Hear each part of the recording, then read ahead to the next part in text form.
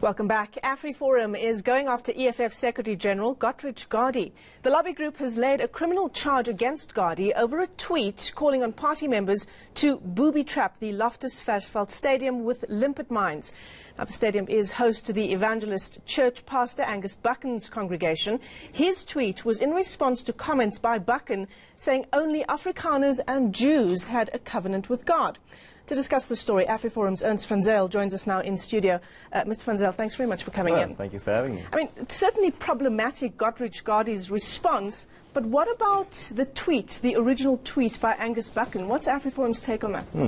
Well, the original tweet by Angus Buchan is a religious matter. It's not really, I think, Afriforum's position to say. I think the biggest serious thing that we need to look at here is rather the threat itself.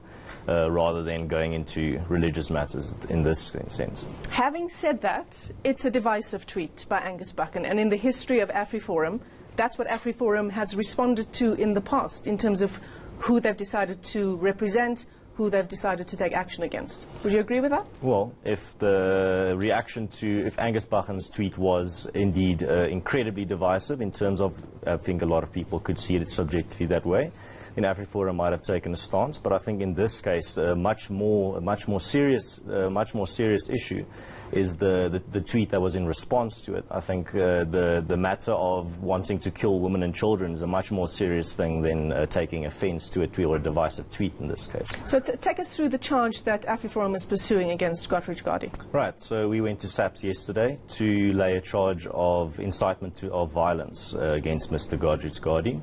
And I think if you read his tweet, you will see that it pretty much is exactly that, in terms of when he said that he wanted to see explosives planted at the stadium. I think that's pretty clear-cut incitement to violence. And in terms of, where Afriforum chooses to intervene, how would you say that decision is made on the whole from Afriforum? Well, we are a civil rights organisation, so we intervene where South African civil rights are being threatened or violated. In this case, this is not even just in the realm of civil rights. Here, people's lives are being threatened, so I think we even had a bit more of a responsibility to respond here. And at the same time as well, we're seeing what a lot of our members as well express their concern at the disturbing tweet that was made.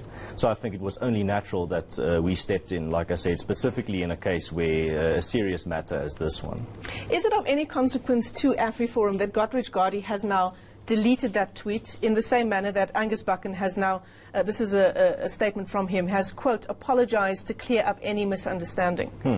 I think that's a very interesting question, because if you look at the timeline, Angus Buchan made his apology on the 1st of November. Mr. Godrich made his tweet the 5th of November, and then on the 6th of November something funny happened. Adams Roots of Afriforum made a tweet where he said he was disturbed by the tweet of Mr. Gardee and he wanted to see him prosecuted. And then 3 hours later, Mr. Gardee deletes his tweet 5 days after the apology by Mr. Buchan and only 3 hours after the tweet by Mr. Roots. So you can take that as you will. All right. Well, thanks very much for coming into studio. No, thank you for having Ernst van Zyl joined us in studio as we continue to track the story around the toing and froing between Angus Buchan and Godrich Gardee.